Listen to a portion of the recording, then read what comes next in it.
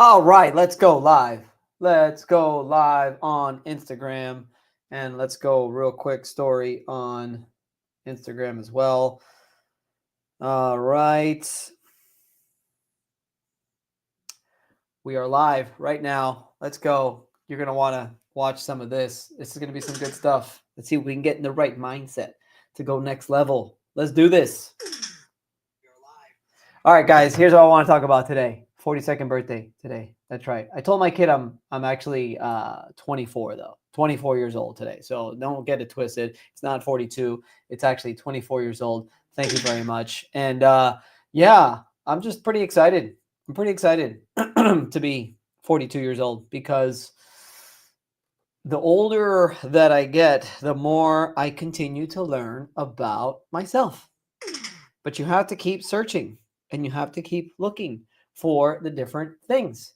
I've learned that ultimately your mind is either your greatest ally or it is your biggest enemy. Like, that cannot be further from the truth. Your mind is either your greatest ally or your biggest enemy by far. And what I want to share with you before we get off, because I have a haircut at 12 o'clock. Thank you, Jeremy. What I want to share with you are three awakening experiences that changed me. And I want to basically share with you the lessons that I had from each one. Three awakening experiences in particular. I didn't get a chance to go over them on my podcast that I had with Gene. Shout out to you, Gene. That was awesome. I appreciate that. That was a fun podcast. If you want to know about sort of a story fast in an hour of my life, it's pretty cool stuff. But I didn't really get a chance to break down what I believe were three pivotal, Jesus, I'm sorry, guys. Three pivotal experiences that I had in my life that really changed my sort of mindset. But yes, what I wanted to touch on is that what I've learned at 42 is that your mind is either your greatest ally or your toughest enemy. The big idea here is that, the results that you have in life that you could actually physically see, money, accomplishments, satisfaction, all those things, they rarely actually outgrow your mindset. They rarely actually outgrow what you've got going on in here. I mean, this thing is freaking powerful for the good or for the bad. And I want to walk you through these sort of three awakenings that really changed me and the lessons that each one of them basically left behind. My first one was when I was 26 years old. 26. 2009 in particular was the year that I had a poof, aha moment. I'm sitting down in my house by myself. Of course, all of these awakenings, by the way, come at the worst moments of your life when you're at your absolute lowest. In this particular moment, it was breakups, more than one. And I felt alone. And I felt like it was a terrible decision that I made. And what am I going to do? And I'm going to be alone for the rest of my life. And oh my God. And I had this like moment where I'm sitting down, I'll never forget, on the staircase of my apartment, 2-floor apartment. And there's a mirror right in front. And I'm staring at this mirror. And I'm just sort of like looking at this mirror, looking at myself, looking within. And all of a sudden I had my entire life just fast forward right to that moment. And then I had the rest of my life fast forward until the end of my life. And what I came to realize is what I am here for. And I am here, I realized at the time I was a tennis instructor and a public adjuster. And both of those occupations that I had were to ultimately help others. The public adjusting side is people's worst case scenario. They lose their house. They lose all the things in their home. They have everything's got water damage and hurricane damage and fire damage. And I'm there to assist them throughout at least the claims process to make sure that they are put whole again and their families put whole again, find a place for them to live, like all of that. And then I was also a tennis instructor, mainly of kids. And I was to be a mentor to them and help them and be there for them. But also, I've always had a very, very close, tight relationship with my friends. Now, we still talk every single day. And I realized that the person that I want to be is the person that people can come to when they are in need. Not just of money or anything like that, but just like someone to talk to, someone that they can confide in, someone that they could rely on when things aren't going so well. And I want to be that person for as many people as possible. And thankfully, the decision that I've made, the decisions that I've made throughout my life has continued to go back to that. Like even when I started the commercial claim show on YouTube, it was to help public adjusters, to be there for public adjusters, to come to when they are in need, when they have questions, when they don't understand something. And in order to fulfill that role, you have to continue to get better. You have to continue to grow. You have to continue to educate yourself. You have to continue to question things and find answers to them. Look within, look outward into books. I am very proud to say I probably read, on average, probably almost a book a week. Call it a half a book a week, anywhere from 2 to 4 books a month. And it's just simply just to continue to educate myself so that I can ultimately succeed in what I am here to do, or what I feel my purpose is to do, which is to help and assist others to just be there for them, and someone that they can confide in when the times get rough. And now more than ever, I can be that person because I am 42 years old, and what I knew when I was 26 is probably about half of what I know now at 42. 14 years late, 16 years later, I can't even do the math. I can be there to confide in you, but not to solve your math problems. So that was the awakening number one. My whole life I saw to that moment. My whole life I saw to the end, and I knew exactly what I was here for, what my purpose was, and that was to be there for others and be that person that people can rely on. Which ultimately, if you read the book, The One, I don't know if it's called The One, but it's by Ed Milet, where he talks about being the one. I strive to always be the one in my group of friends, in my family, in my industry, in my companies. Like, be that person that, okay, we can count on this guy. This guy's got our back, and we can go to this guy when we need something. Awakening number two is, quite frankly, when I climbed Mount Kilimanjaro. That was a big one. So if you don't know, Mount Kilimanjaro is located in Tanzania, Africa. And Mount Kilimanjaro is the tallest freestanding mountain in the world. By freestanding mountain, I mean it's just one mountain. Like, it's one mountain, just starts at the base and it goes all the way to the top. Everest is in the Himalayas, and it's just one of the peaks of just a ton of different peaks. Aconcagua, which I'm going to climb in January, again, that's in the Andes. Aconcagua is just that one peak amongst the mountainous ranges of the Andes. Kilimanjaro is basically surrounded by flatland, and it's like a volcano, right? It's just one all the way to the top. Tallest freestanding mountain on planet Earth. And would never have expected to do this. My cousin, Frank, shout out to you, says, hey, let's do it. And I'm like, I don't do those kinds of things. He's like, yeah, but you're going to like it. It'll be cool. And normal people do it. Yeah, I was like, okay, sure. I'm not an outdoorsy person. I don't camp. I don't do any of that stuff. And we decided to do this. I trained. I got in shape. It was still by far the most difficult accomplishment that I've ever had. And that was the learning experience, because at the top of Kilimanjaro, I had reached my limit. I had reached my limit not once, not twice, but probably 3 times, where I was like, I'm done. I can't anymore. We got hit by a snowstorm, a very severe snowstorm. I would say I couldn't actually measure it, but anywhere from 30 to 40 mile per hour winds easily. Sun blowing in your face, felt like knives coming into the face.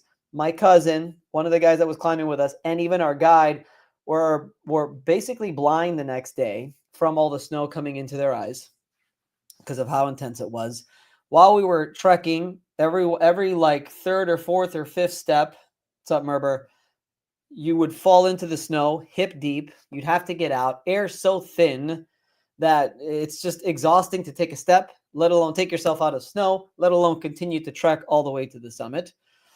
I had several moments where I honestly thought about sleeping, because the air is so thin and you honestly are just so exhausted that you just kind of want to go to sleep. But you knew that going to sleep, you'd basically die because you'd freeze. I had thoughts of the movie Everest and all that stuff.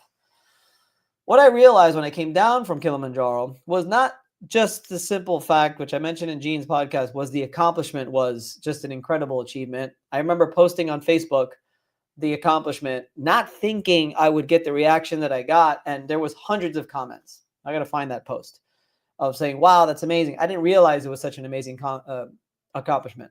But that response, along with the holy crap, I took my body and my mind to limits that I never thought that I could reach. The awakening experience after Kilimanjaro was we are capable of so much more than what we think.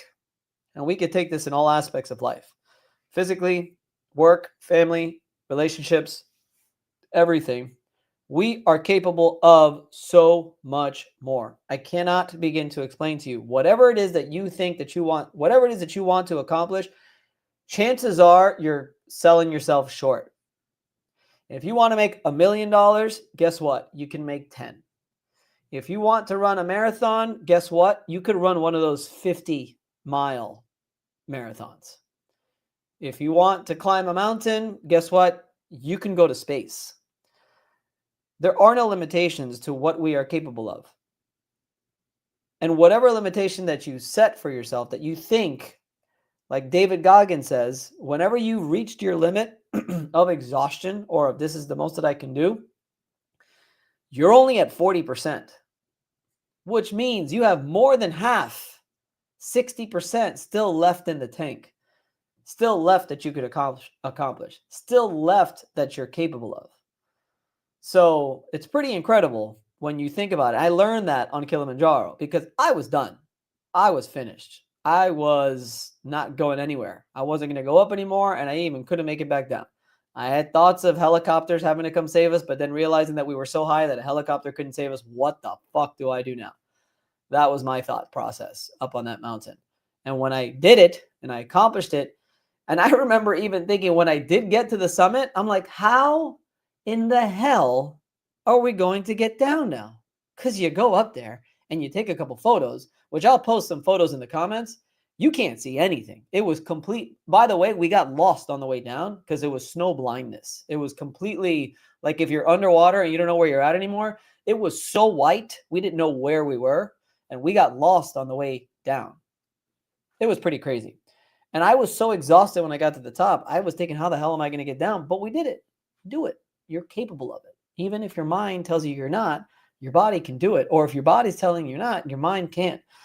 So whatever it is that you're at 40%. You can do more. You could accomplish more.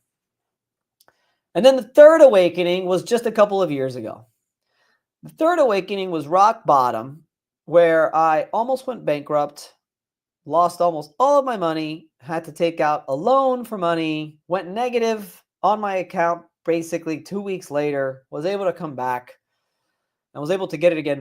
But I was lost, totally lost. And I realized that the reason why I ultimately was making a lot of bad decisions in my business, the reason why I was going negative on the account, going broke, almost going bankrupt, had nothing to do with really the decisions that I was making, the people that I was hiring, the people that I was firing, the things that we were doing in the business, or whatever was going on in my personal life. Everything had to do with my own personal mindset, and realizing through therapy that what was going on in my mind wasn't anything that I was purposely trying to sabotage myself.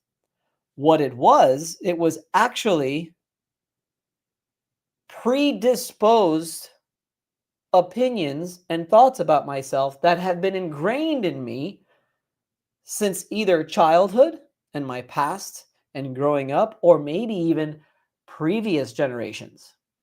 It's called different, like, traumas. I wouldn't call it a trauma, but I had a very limited mindset as to what I was capable of inside of my own mind because of things that I was told, experiences that I had growing up in my past that kept me to this like limit, where all those are things that have been instilled into your subconscious over time throughout your life, and maybe even through previous generations, that you have to become aware of, tap into, and ultimately change it into a more positive, more mindset that would actually benefit you to grow to be the 10.0 version of yourself. And that's what I realized there through therapy and asking proper questions and realizing, oh, yeah, that's right. That is something that was said. That is something I've always told myself. Why have I always said that I'm stupid? Why have I always said that I'm not capable? Why have I always said this? Well, this was said to me, and this was taught to me, and this happened in high school, and this happened in elementary school, and that result came out, and this and that all has come to a head as to basically determine my thought process, not in my front conscious, in my back subconscious, where here I'm confident, everything is great, life is good, I got this under control. But in the back of my mind, where you can't really hit it and find it, that's actually telling me, no, you're not good enough. No, you're not smart enough. No, you're not capable of doing it. Even though I had my awakening experience in Kilimanjaro of what I am capable of, definitely physically, which is why I ended up doing marathons and stuff like that. But subconsciously, I was very limited mindset as to what I was actually capable of and what I could actually accomplish. So awakening experience number 3 was the realization that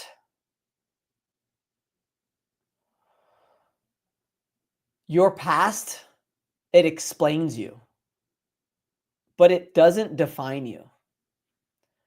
Okay? You can rewrite your story. And by having the awareness of what's going on back there, it basically gives you back and puts you back in the driver's seat, as opposed to you being in the passenger seat.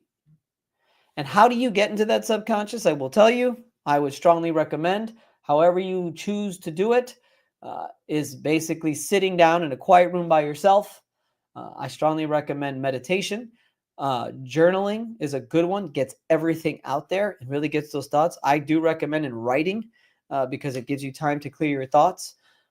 Prayer, but careful with your prayer. If all you're doing is looking for results, you have to look within and you have to find out exactly what's going on. Strongly recommend therapy. Watch the YouTube channel that I have with Kelly Crow. That's a great episode.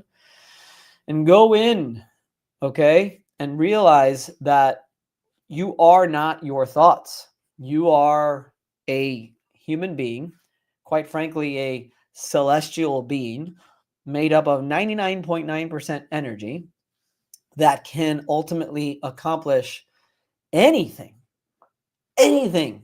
that you set out to accomplish. It doesn't matter what it is. You cannot tell me one thing that I will tell you is impossible. But it's your thoughts that ultimately determine the direction that you go in. So it is up to you to alter those thoughts to the ones that you actually want. And it takes practice. It takes practice. You have to learn how to tap into the subconscious. I'm always going to recommend you guys books. I strongly recommend that right now you purchase, and I do not get a percentage off this like Jobber. Download Jobber for 20% off.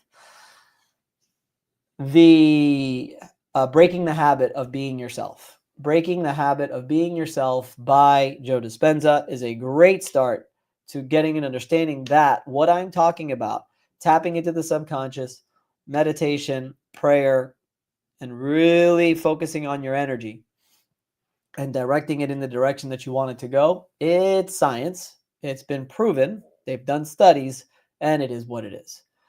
So that's what I will leave you today. At 42 years old, I am more certain than ever that the strongest muscle that you will ever build is your mind.